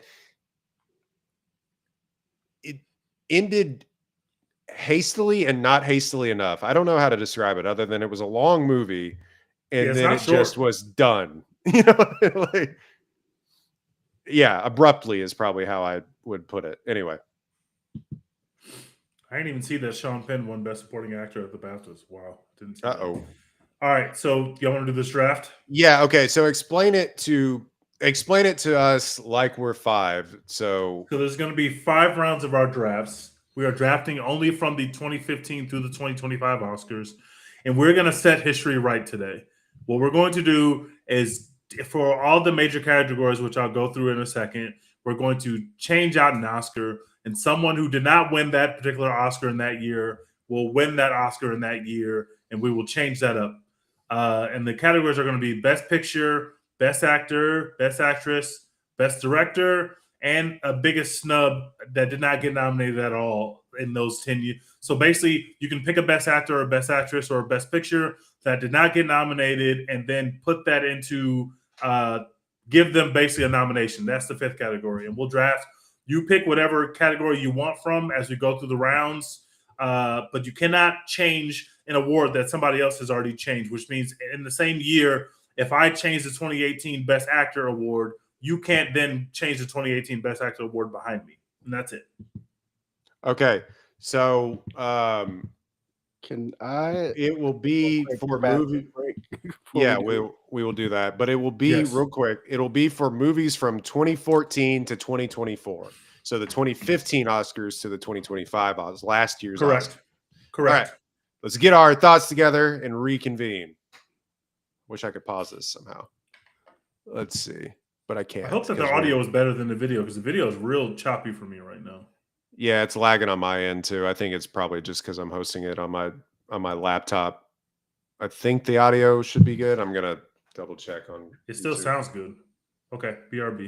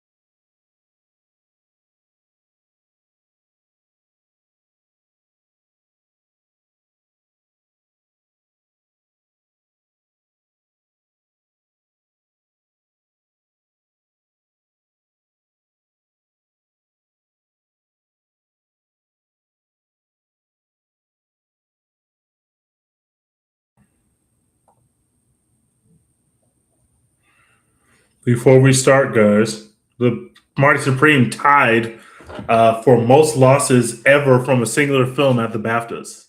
That's insane. Say that one more time. Marty Supreme tied the record for most losses for a singular film at the BAFTAs. Did Timmy win? Great question. Let me see. I don't think he did. If he didn't, No way. If he didn't win, I think No, because my Dex said Michael B won, I think. Why is it not showing me? Robert Aramayo has won Best Actor for I Swear at the 2026 BAFTAs. Who the fuck is Robert Aramayo? And what's I Swear? Don't know what I Swear is. Is that diagnosed with Tourette's? Oh, uh-oh. John Davidson diagnosed with Tourette's syndrome at a young age, which alienated him from his peers. He struggled with a condition. Did you see what happened at the BAFTAs today? Did you see this? Yeah, that was that guy. Wait, the guy who won Best Actor is the same guy? Yeah. The guy who won Best Actor is playing the actual guy? Because the something was about the guy with Tourette's. They made a movie about him, but I don't think that the guy who won Best Actor is the guy who is him. I think it might have been the guy who played him. Oh, okay. Okay. Then, all right. I was gonna say I thought the actor may just have Tourette's in real life, but the real Tourette's guy was in attendance, which is what caused that that instance that happened at the BAFTAs. Oh my God in heaven! Okay, I thought that the guy that won the award that played him in the movie was an actor with Tourette's, but I guess that's not the case. Maybe he does have maybe the actor does have Tourette's, but I think the person who caused the controversy that happened was the actual person who the movie was about, not the guy who played him in the movie. No, he's played in a bunch of other things. I don't think he would have. Okay. So this guy, won Best Actor over Leo and Chalamet and Ethan Hawke and Clements and Michael B. Jordan. That's insane. It has great reviews. This movie does. Literally never heard of this film. Wow. 8.4 on IMDb, 71 Metascore. Well, if somebody beat Timmy, who was actually nominated for the Oscar, maybe I would put stake in it. But because this person is not nominated for an Oscar, I don't know what that says about Timmy's winning Best Actor. I guess we're still on for Timmy winning Best Actor. The BAFTAs haven't been a really big indicator on awards on the Oscars. Oscars, especially because voting is already open for the Oscars. It's kind of just like over. So like it's had like zero influence. All the other like the Critics' Choice Awards, I think, is more of an indicator on what will happen at the Oscars than what the BAFTAs indicate. Yeah.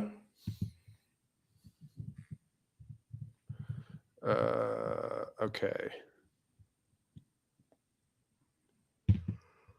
I'm so glad y'all compared this movie to Black Bag. You gave me my slant. Well, I liked Black Bag more. Most people did. I thought Black Bag, while less happened, and I think this is like a bigger maybe achievement, spectacle, if you will, especially filming in Los Angeles. I just like the intrigue of Black Bag a lot more, the espionage of it more than the crime of Crime 101. Personally.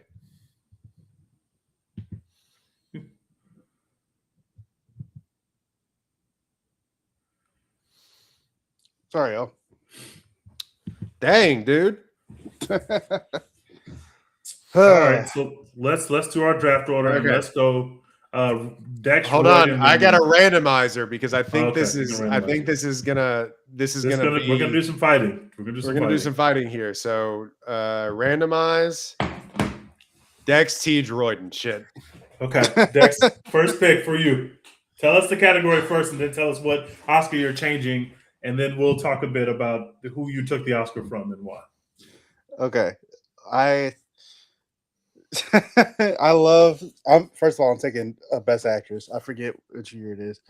I want to say 2022, but I just have to right this wrong, and I feel so bad because I love Michelle Yeoh, and I'm happy that she has an Oh Oscar. shit! I thought about taking this Yeah. one too.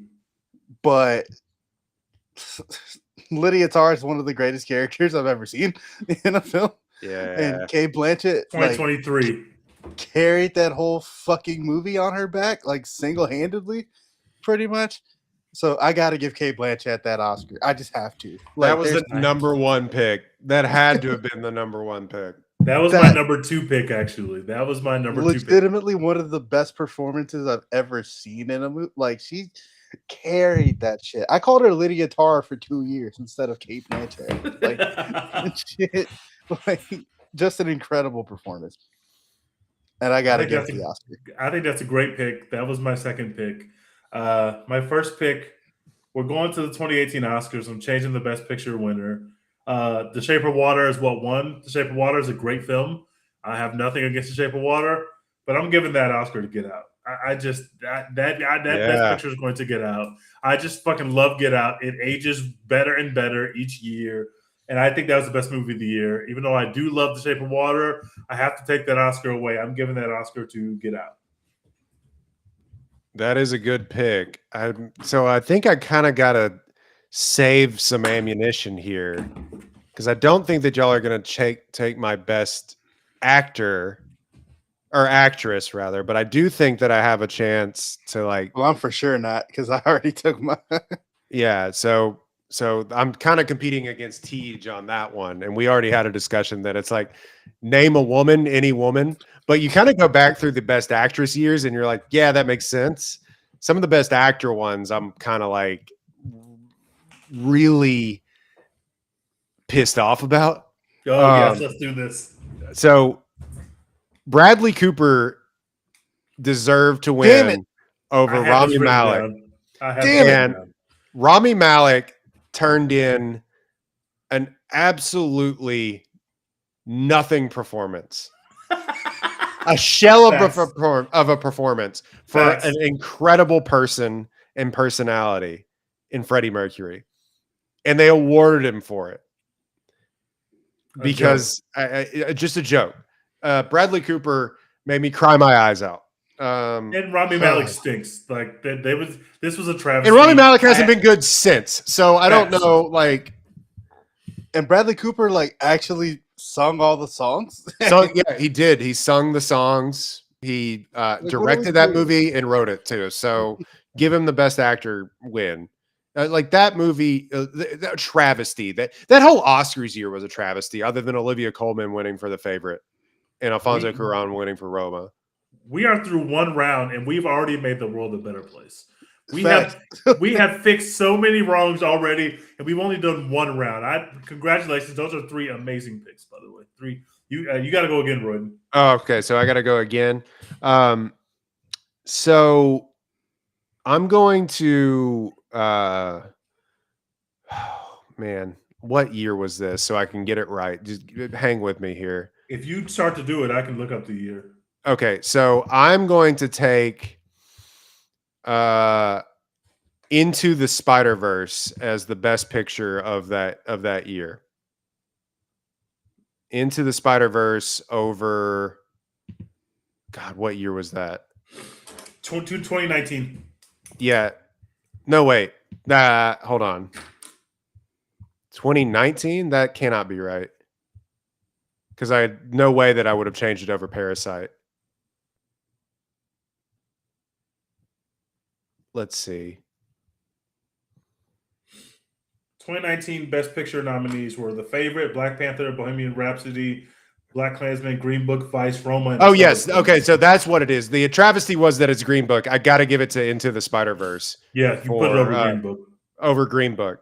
Into the Spider-Verse is the best movie of that year, bar none. Sorry to the haters that don't like animated films. That changed animation and has changed animation since that movie has come out. And in fact, the second one may be even better. But that movie slapped so fucking hard in the theater that I watched it 1,000 times on Netflix at home. That movie, as an adult, like that movie rocks. Green Book is a travesty. Amazing. Give it to the Facts. best movie of the year, Into the Spider-Verse. I love that pick. Actually. I wouldn't have thought about that, but I like that. I wrote down 2019 Best Picture, and I had both The Favorite and Into the Spider-Verse as possible picks there. And I couldn't decide which one I wanted. So I almost gave it to A Star Is Born because like that movie really affected me in the theater, but I was actually, my life was a little bit changed when I came out of Into the Spider-Verse. 2019, literally, the fact that there were that many good movies and the potentially could have been nominated for Best Picture. Into Spider-Verse didn't even get nominated, by the way. 2019, there was a travesty that they gave that to Green Book, so I'm glad that we've made that right. Get Green Book the fuck out of here. Yeah. Okay, it's on me. Kate Blanchett is gone. I knew that she would be gone early. Yeah, I'm sorry, man. That was just one of the best performances I've ever seen. I don't think that Royden is trying to take my best actress switch, so I'm not going to go in that category. So I'm going to go either best actor or best director. I'm going to best actor, and I'm going to take. I can't take it from Rami Malek anymore, but I'm going to give Leo an Oscar from Once Upon a Time in Hollywood, and I'm taking that Oscar from Joaquin Phoenix. Yeah, that's a good 2020. Pick. I'm gonna switch that. I love Joaquin Phoenix. I don't give a shit about the Joker. I will never think about or watch that film again. Once Upon a Time in Hollywood is great. I'm giving an Oscar to Leo. I'm changing that Oscar to Leo in 2020. That's probably the better pick than what mine was, but I think the running bid on this is that, well, it's actually two running bids because we hate both of those movies. So like, Facts. Yeah, that's a good pick. And I think like the further we get away from it, the fact that Brad Pitt won and Leo didn't win also, like they should have both won. And anyway, but they didn't want to give it to him. They wanted to award that shitty ass Joker movie. Hate that film. Hate both of those films. Actually. It stinks. All right. So I've got two here. My first one, we've already discussed a little bit here on the podcast, but I'm taking away Jane Campion's Oscar for Best Director. Damn it. I fucking love that. I had that written down. I am snatching that chain, unfortunately, and I'm giving that to Kenneth Branagh for Belfast. Oh, wrong choice. Dude, I fucking love Belfast. This is why it's What, bad. you West Side Story? He locked us out. Oh, dude, no. He completely locked us out. Denis Villeneuve for Dune. No, fuck that was the year after, I thought. No, I thought it was the same. I thought it was the same year. Wait, well, Denny wasn't nominated. He wasn't nominated, but you're just swapping. Yeah. Dune Part 1, I'm not as big a fan of. Me neither. I know we're not, but the more I go back and look at it, and I'm sorry to step on your toes here, but like it's like if you weren't going to give it to him for 2, like give it to him over The Power of the Dog for sure. Like, but dude, I just fucking love Belfast. That movie is delightful. I don't care. Belfast is my shit. I'm the number one Belfast boy. If you're only looking at people who were actually nominated for that, I think that he made the right choice. The other ones were Drive My Car for Ryusuke Hamaguchi, Spielberg for West Side Story, and PTA for Licorice Pizza, which is the movie that stinks. Give it to Spielberg. Spielberg is the other one out here but I prefer Belfast to West Side Story personally, even though West Side Story is incredible. It's good. And then my next one, I just have to do it. I'm sorry. I'm giving La La Land Best Picture over Moonlight. Oh, they should have left it as it was. I'm sorry. You race traitor. They should have just let him have it. They should have just walked away. He shouldn't have been a nice guy. He should have been like, "Yep, we won," and never questioned it. Never. Can you imagine the outrage if like that happened? You're trying to cause a national incident. Found out later. Dude, that would be fucking nuts. But yeah, man, Moonlight is great, but also La La Land is fucking phenomenal. So I really can't. Moonlight I is can't a hate. great movie, but I go back to La La Land like twice a year. Like, I fucking love that movie, man. Like, La La that's Land's it. great. It's incredible. Yeah, sorry, Man, guys. what a snipe. Good pick. I had to do it. All right, I'm gonna go. Alfonso Cuarón, I love you, bro. Oh, I'm Uh-oh. changing Best Director in 2019. I'm giving it to Bradley Cooper. I'm sorry. let's A Star is go. Born is winning. A Star is Born is great cinema. The fact that he had never directed the movie before, the fact that him and Lady Gaga gave us real cinema, it's a great, really well directed film. He's really singing. He's got to sing. He's got to act. He's got to direct. A Star is Born is getting my Best Director nominee for 2019. I'm sorry, Alfonso Cuarón. I love your movie as well, but I love A Star is Born. I go back to it way more often. I'm going Bradley Cooper for Best Director.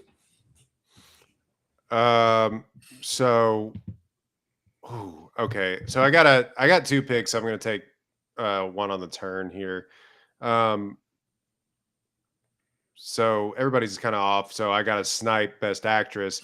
Rosamund Pike for Gone Girl. Damn it, you stole my Best Actress. Yes. See, there was only like two. When you go back through it, you're kind of like, okay, I get why they won that year, and like that's probably the best performance that year.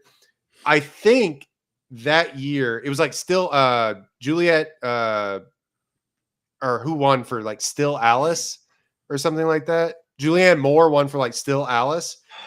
Have you ever heard anyone talk about Still Alice? Nope. Literally no.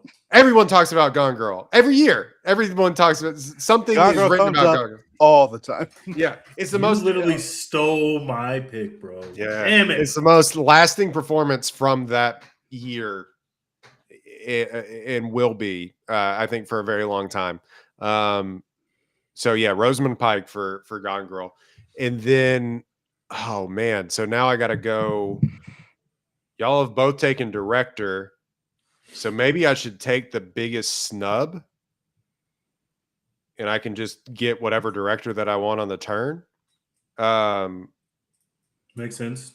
Yeah, I'm gonna take the biggest acting snub. Somebody from these four categories that wasn't nominated. At first, I thought we had supporting in here, which would have been an even longer draft, and I would have said that Ben Foster is one of the most underrated actors and should have had an Academy Award by now. But I will say, somebody that is desperately trying to be loved still to this day, Adam Sandler should have been nominated and probably won for Uncut Gems. Oh, I love that. I love that one. Yeah. He should have probably been nominated. He never got one. And in fact, he said he would go and make the shittiest movies you've ever seen if he didn't get nominated. And he didn't. And he has. So that's not true. He's made some stuff that we've liked on here since then, but he should have been nominated for Uncut Gems. In fact, some would say paved the way for what we're doing in Marty Supreme. Timothy Chalamet copying a little bit. Facts. Stole his whole fucking flow. Yeah. So give me Adam Sandler. Best Actress is a complete wash for me, and I'll just save that for last. I was going to say this for last, but biggest snub of film. I'm going to pick a movie that wasn't nominated for Best Picture that should have. Midsommar. I love it. It's the most incredible movie ever made. It should have been nominated for Best Picture. It was not ever going to win, but it should have been nominated for Best Picture. I'm going to put that here for my biggest snub. I love it. I literally today, randomly watching Crime 101, saw the impact of Midsommar and the cinematography, and it's just an incredible film. And I wish that it was nominated for Best Picture. So I'm gonna right that wrong and give props to my guy, who's an incredible director, and I love Midsommar. So I'm gonna give that. I think in a year where we see like Weapons get all this love and they couldn't even really campaign for it outside of Amy Madigan, like it almost maybe would have gotten nominated for an Oscar, but like it's seeming more and more likely that stuff like Hereditary and Midsommar we're eventually going to land into we're back to the 60s and 70s where they nominate elevated horror movies, like Rosemary's Baby and stuff. So Dex, 2 picks or one? Yeah, 2 picks. I'm What are we going to do here? Wait, you didn't pick director, did you? I did. No, he I didn't. picked. Yeah, Kenneth Branagh gets. Oh, James yeah, Mangold you did. Okay. Best director. I'm going to correct the record, and because The Whale stinks, I'm Yeah, this taking is that from good. Brendan Fraser, This is and I'm good. giving that to Austin Butler. Oh, wrong choice. Sorry. No, it's not. Colin Farrell is he's cool in Banshees of Inisherin. I just don't like that movie that much. Me Look, neither. Austin Butler became Elvis for a full year and got nothing to show for it, and we let Brendan Fraser be fat for a little bit, and that was enough to get an Oscar. If you I don't wanted to like give the Oscar, have you ever seen it? I would have said, okay, I get the Austin Butler thing, but if you want to also give it to a fat depressed man, give it to Austin Butler for Elvis. But speaking of depressed people, Paul Mescal gives the best performance of the year in that year, and I haven't seen nobody After talked Sun about all the way through. After Sun is it broke something inside of me, and he's really good at it. So that's who I would have given it to. But I get correcting the record on Brendan Fraser. Well, yeah, good for him that he got an award, whatever. But no, thank you. That movie stinks. I think I still need Best Picture. No, I don't. I just need a snub, something that wasn't need a nominated snub. here.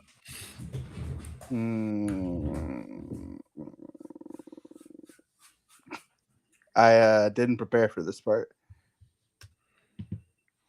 Okay, let me do mine, and then while you're looking, yeah, do that.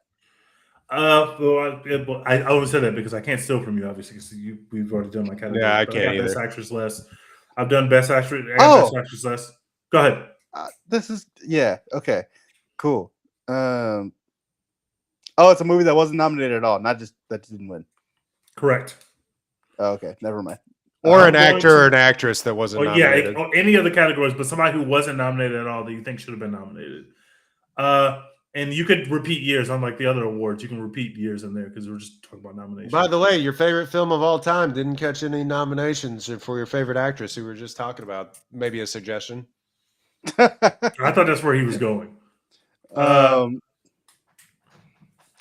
going to since I can repeat years, give me Challengers getting a nomination for first of all, literally anything. Right that wrong. Best Picture. Thank you. Thank you. Yeah. I love Challengers. The music is great, the cinematography is great, the acting is great, like the editing. It's all like that's what is a Best Picture. Like it's all comes together to make a great fucking movie. And it got nothing. It should have been nominated. So yeah, give me Challengers for getting a Best Picture nomination. Okay. I was gonna take Rosamund Pike and Gone Girl for my Best Actress. I didn't think anybody else was gonna take it. But I agree this was the hardest category. So I'm just gonna, even though I like Fernanda Torres, I don't really love I'm Still Here, but I like her performance in it. I'm gonna give that to Demi Moore for The Substance from last year's Oscars. Fernanda Torres didn't win it. Honora won. Yes, she did. Honora I thought she did. No. Who won? Honora. Oh, what's her face from Honora? Mikey Madsen won. Yeah. God damn it. Oh fuck! You can still give it to Demi Moore, but you have to now take it from Mikey Madsen. Take it from Mikey. I'm taking it from Mikey. Mikey, you got time. I'm giving it to Demi Moore, who's one of our Mikey will be back. She's been giving us bangers for 30 plus years. I really like Mikey Madison's performance in Nora, but I also really like Demi Moore's performance in The Substance. I'm going Demi Moore just because I trust Mikey to be back. And plus, Honora won maybe too many Oscars, and I love Honora, but it's not going to look right in 10 years. It's not going to look right how many Oscars Honora won. So let me just take one of those away and give it to Demi. So I'll just do that. I made this reference earlier, but Honora winning all those Oscars is going to feel like Billie Eilish's first album winning all those Grammys when she was like 17 years old, and we're like, are we sure that was what we needed to do? So I had two ways that I wanted to go with this, and I guess we need to correct the record on two fronts. I think what the Daniels did was spectacular with Everything Everywhere All at Once. It kind of changed filmmaking. Some would say for the worst. I think it brought filmmaking into like millennials are here making movies. Mm-hmm. That being said, they should have given it to the Gen X filmmaker. Todd Field should have won for Tar. Yep. Yeah. And I'm with you on that. And I had another nominee that I wanted that exact same year. In fact, he wasn't nominated. I'll talk about him in a second. But Todd Field, I mean, he made probably the most lasting movie from that year that we're going to talk about for a long time. Tar is a documentary. Tar's the best movie of the year. Crazy because it's not. You watch it and it's like it doesn't come off like a movie that you're supposed to like talk to your friends about for a long time. Right. But that's exactly what it's become. Mm-hmm. Yeah, I think I was blown away when I watched that movie in the theater. I couldn't believe what I was watching. And if I told you going into the theater or before you saw Tar that this movie is going to be about cancel culture, you'd be like, this movie's going to stink. Like, this is not going to be a good movie. It's going to suck ass. And then you watch it, and it is the most like enthralling ride you've ever seen. Watching this person who's not a good person, but it's just you cannot take your eyes off her when she's on the screen. You literally just can't. She is that compelling. She is that good in that performance. Shout out to Kate Blanchett. I just watched Talented Mr. Ripley this weekend, and she's also in that movie. And I'm just like, man, Lydia Tarr in Italy. I'm in. Like, give me Lydia Tarr and everything, bro. This is why that had to be my number one pick. I had to make sure that I got to be the one to correct the record on that. Sorry, Michelle Yeoh. Love you. I'm glad you have an Oscar in real life, but like, if it were up to me, sorry, bud. My other nominee that I was going to take from that year was Joseph Kosinski for Top Gun Maverick because they invented new technology. Hell yeah, brother! And they put fighter jet, and then he just wasn't acknowledged for it whatsoever. You know, he gave us that so that F1 could fly. Like, we would not getting F1 and all this placement of the cameras if we don't get Top Gun Maverick. And thank you, Kosinski. We love what you're doing for cinema, and I'm very happy that F1 got the nomination. Like that is important to me. They gave it to Ruben Östlund for Triangle of Sadness, a nomination there, a movie which is kind of shit. That movie is shit. I didn't like that movie at all. No, Triangle of Sadness is good. It's the other one that stinks. It's the Nazi one. That's the one that stinks. Well, that was a year later. Oh, that's okay. That's the year later. Okay. I like Triangle of Sadness. I didn't like it at all. I think there's just like Parasite just did it better. I mean, Parasite did it better than everyone, so I agree with that. Also, Sin Help. R.I.P. to All Girls though. No spoilers, but Sin Help is kind of like Triangle of Sadness. A little bit, yeah. You want to hear some other ones that I had written down? Yes. I had Denis Villeneuve over Jane Champion for Power of the Dog and Dune Part 1. I had Tar, Into the Spider-Verse, A Star is Born. Hell or High Water should have been nominated, maybe even won in 2016. I think the further away we get from that, I think it not winning anything is set what's his face on a hold on, what's his name? I think it is set Taylor Sheridan on a course correction that he didn't need to take. Instead, he was writing stories about the little man being screwed over by the government and banks, and then he just was like took the wrong lesson from that and went in a completely opposite. He was direction. like, "I'm going to become the big man now. I'm just gonna. I've become the bank for money." Yeah. But that movie, I think once you go back and watch it, I think it was like 10 years on. I really want to write like a retrospective of that movie if I ever had the time, because I think it deserved, I think it's going to be looked at in like film classes. I really think of that movie that highly. But one that I had for supporting actress, which is not a category we were doing, Jennifer Lopez would have been in there for Hustlers if it were up to me. Oh yeah, turn that up. That's a great one. Remember that time Gary Oldman won an Oscar and it should have been another Oscar for Daniel Day-Lewis? I had that written down. That was high on my list as well.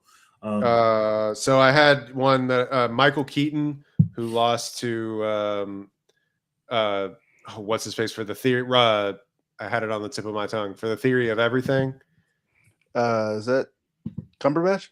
No, Eddie Redmayne. Yeah.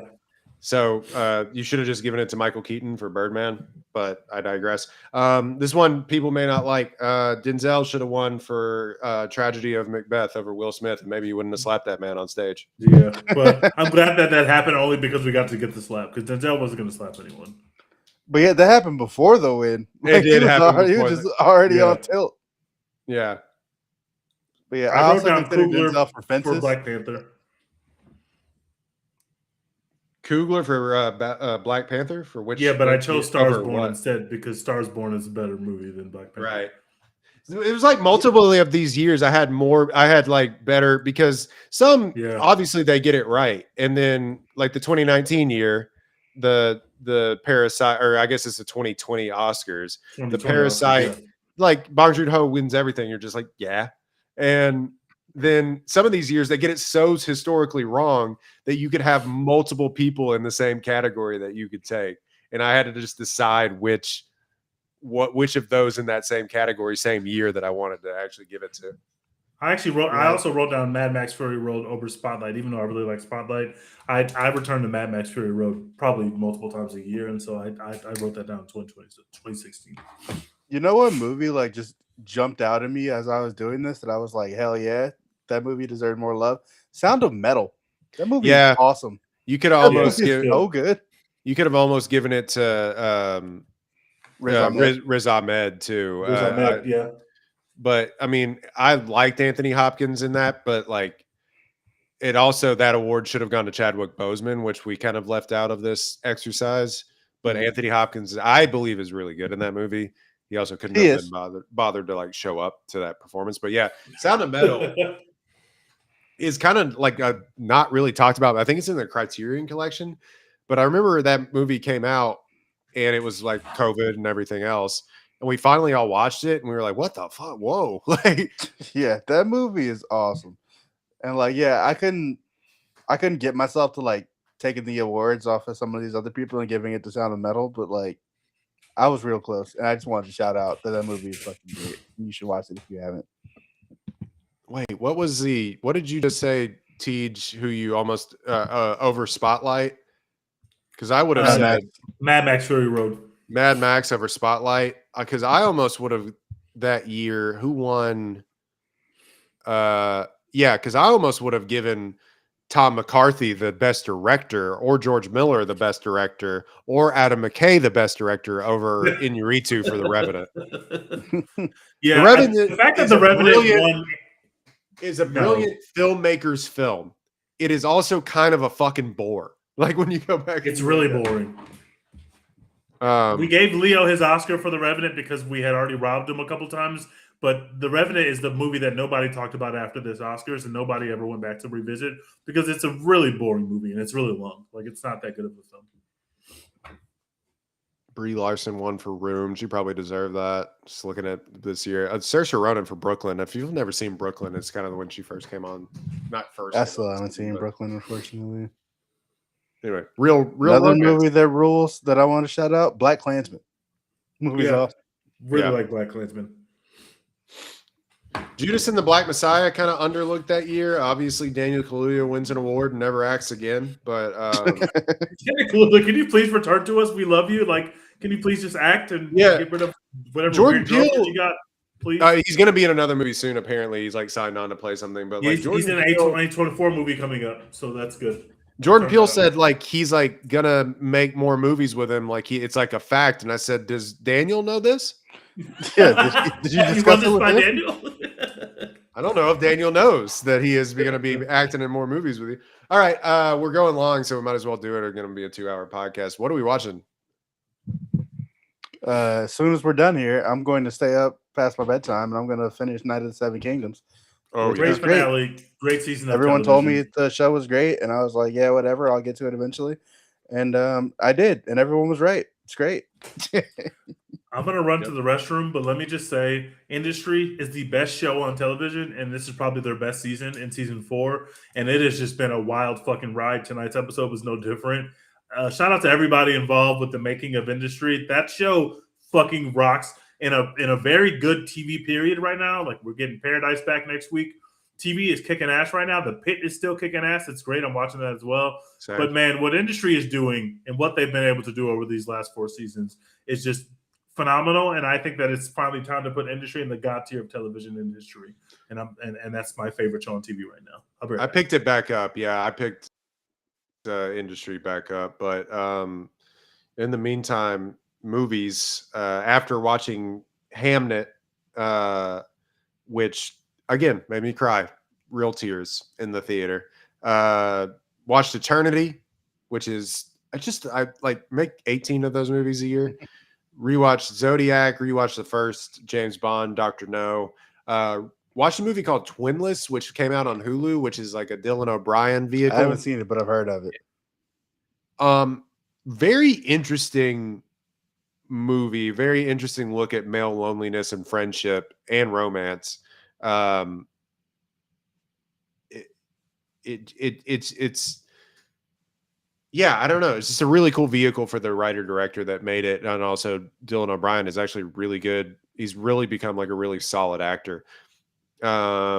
Watched Never Back Down and Warrior in succession, two equally as good movies. I kind of had this take, and I was drunk when I wrote it, but had this take that Never Back Down captured the cultural zeitgeist of 2008, unlike any other movie did. And I don't know how to describe it other than you have to watch it and you'll know what I'm talking about. Yeah, I will watch it. I haven't seen it yet, but it is the most 2008 movie. Like so much so that it's like, oh, hold on, I have to like download this on my Sidekick. You know, like it's like that, which is awesome. Watch Sin Help, watch Wuthering Heights, watch Crime 101, watch The Housemaid. Rewatch Miracle. I'm not even kidding about that. Hell yeah. I watched that, rewatched that USA. before the Olympics started. Yeah, but other than that, it's like an HBO grind over here. Night of the Seven Kingdoms, The Pit, Wuthering Heights. Did tune back into Shrinking, but we were watching The Pit when we logged on to do this. So I don't know if those folks got saved in The Pit. So yeah, I watched Wuthering Heights and Crime 101, obviously. The other movie that I've seen in theater since we last spoke was Shelter, the Jason Statham joint with oh yeah, one of the child actors from Hamnet. I forget how you say her name. It's like Bodhi or something like that. But it was actually really fun. Like I really enjoyed that movie. Obviously, you don't come to Jason Statham for like fucking capital C cinema, but like you know what you're getting from a Jason Statham movie, and it delivers in spades. And that girl, like I said, I forget how you say her name. It's like Bodhi something something. She was great in Hamnet. She's great in this, and she's got a future in this business. She's like 13 or whatever, and she's fucking phenomenal. So keep her on your list. Watch out for her for the next 20 years or whatever if she feels like it. Yeah, it is really interesting that Jason Statham has, maybe quietly or not so quietly, he just is like he'll make like $100 million anytime he goes on screen. Yeah. People are like, I want to watch just that guy specifically in action movies, it seems like.